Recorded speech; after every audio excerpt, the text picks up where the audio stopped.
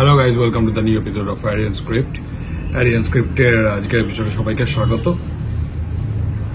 অবশ্যই ভাবে থাম্বনেল আর টাইটেল দেখে আপনারা মোটামুটি বুঝে গেছেন যে আজকে ভিডিওটির বিষয় কি।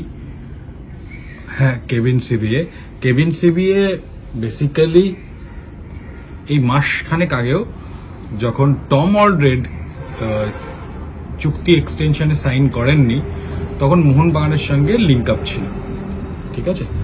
তো এই কেভিন সিবিএর সঙ্গেই নাকি ইস্টবেঙ্গল এর কথাবার্তা অনেক দূর এগিয়ে গেছে। দুজনেই নাকি চুক্তির বৈশিষ্ট্য বা চুক্তির পয়েন্টগুলোর এক জায়গায় এসেছেন। এবার এই অ্যাডভান্স স্টেজ অবধি বলা ভালো, সই হয়ে গেছে এরকম কোনো খবর আমরা শুনিনি। ইনফ্যাক্ট আমরা যেটা শুনেছিলাম সেটার মধ্যে বেস্ট সিভি যেটা ছিল সেটা ইভানের ছিল। ইভানের সঙ্গে অনেক রকম ভাবে এবং অনেক দফায় চুক্তি করার একটা চেষ্টায় ছিল ইস্টবেঙ্গল। ছিল এই কারণেই বলছি, কারণ এই মুহূর্তে দাঁড়িয়ে কেভিন সিবিএর সিভিটাই মানে তার যে বায়োডেটাটাই এটাই ইস্টবেঙ্গলের কাছে চূড়ান্ত বলেই খবর পাওয়া যাচ্ছে, যদিও পেন অ্যান্ড পেপার হয়ে গেছে এরকম কিছু নয়। তো সুতরাং যতক্ষণ না পেন অ্যান্ড পেপার হচ্ছে বলে খবর আসছে ততক্ষণ অবধি আমার মনে একটু ওয়েট করে যাওয়াই ভালো। তবুও বলবো, শুনলাম সেটা হচ্ছে যে ইস্টবেঙ্গল নাকি অত্যন্ত আগ্রহী, সিন্স তাদের যারা টিম তৈরি করছেন, থাংবাই সিংটো বর্তমানে বোধহয় বাইরে আছেন, এবং কোচ অস্কার ব্রুজো, তাঁরা কিন্তু এই চুক্তির বিষয়টাতে খুবই আগ্রহী। তো এবার প্লেয়ারটি সম্পর্কে তো একটি কথা বলি, সেটা হচ্ছে আর্জেন্টিনার প্লেয়ার, 26 বছর বয়স, মার্কেট ভ্যালু অ্যারাউন্ড 3 crore। ভালো তার, যদি দেখেন জীবনপঞ্জি কিন্তু তার বেশ ভালোই। তার কারণ শুরু করেছিল রিভার প্লেটের যুব একাডেমি থেকে শুরু করেছে, পরবর্তীকালে ভ্যালেন্সিয়া বিভিন্ন টিমে তিনি খেলেন। স্পেনের 3rd ডিভিশনে বর্তমানে ফুটবল খেলছেন।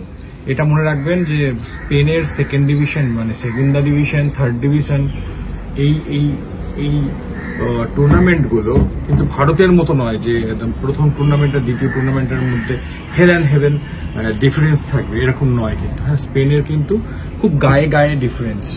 আর স্পেনের 3য় ডিভিশন থেকে অনেক প্লেয়ারই ভারতবর্ষে এসে চূড়ান্তভাবে সফল হয়েছেন। সুতরাং এটা বড় ব্যাপার নয় যে 3rd ডিভিশন বলে অনেকে, আমি শুনছিলাম কালকে যখন খবরটা ছড়িয়ে পড়ে দাবানলের মতো, তখন অনেকেই বলছেন 3rd ডিভিশন কিন্তু যথেষ্ট ভালো স্পেনের, এটা মনে রাখবেন।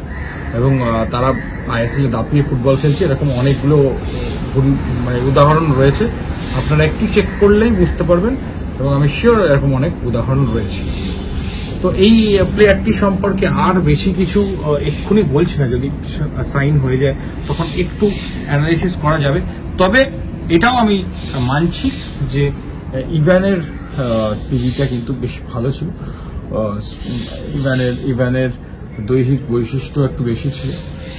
এই প্লেয়ারটির একটা অ্যাডভান্টেজ রয়েছে, অ্যাপার্ট ফ্রম লিওনেল, তার নাম, মানে তার মাঝের নামটা লিওনেল আছে।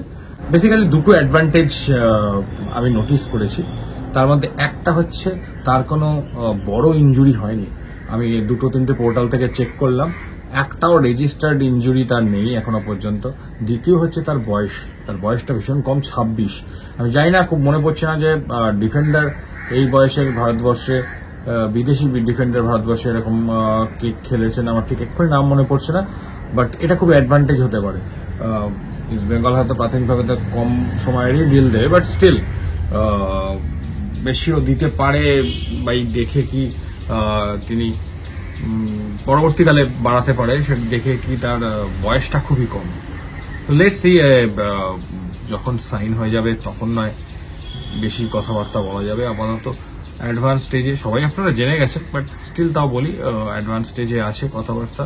যে কোনো মুহূর্তে কিন্তু ইস্টবেঙ্গল সই করে নিতে পারে। এই অর্থেই বলছি, ইস্টবেঙ্গল কিন্তু কখন তার আর 2 সপ্তাহের মধ্যেই, 1.5-2 সপ্তাহের মধ্যে ইস্টবেঙ্গল কিন্তু জানিয়ে দেবে যে, মানে সব টিম মেম্বারদের, যে কখন তাদের রিপোর্ট করতে হবে, কোথায় রিপোর্ট করতে হবে, ওই ওই ওই ব্যাপারটার ওপর নির্ভর করছে যে একবার শুধু একটা অফিসিয়াল কনফার্মেশন পেয়ে যাক যে এই বছর আইএসএলটা হচ্ছে, এবং আমার যেটা পার্সোনালি মনে হয় এই বছর আইএসএলটা হচ্ছে। পরবর্তীকালে দেখা যাক, কারণ একটু স্ট্র্যাটেজিক্যাল ডিসিশন রয়েছে। Let's see. ওদিকে তো আহাদাদের অনেকটাই শৈশবোধও হয়ে গেছে শুনছি, স্ট্রাইকার মোরক্কান। এনিওয়ে সেটা নিয়ে তো আমরা কালকে বলেই দিয়েছি, সো আর নতুন করে আর বলার কিছু নেই। এটা আর্জেন্টিনাইন কেভিন সিরিয়ের বিষয়ে ছিল, তার ব্যাপারে কিন্তু অনেকটাই আগ্রহী ইস্ট বেঙ্গল, এবং যতটা শোনা যাচ্ছে যে একেই চূড়ান্ত করেছে ইস্ট বেঙ্গল। তো দেখা যাক ভবিষ্যতে, ট্রান্সফার মার্কেটের ব্যাপার তো, ভবিষ্যতে কিরকম দাঁড়ায়। চলুন, ভিডিওটা ভালো লাগে থাকলে লাইক কমেন্ট শেয়ার করে দিন, আর বাস ভালো লাগলেই করবেন। এখন মতো টাটা, অন্য সময় দেখা হচ্ছে।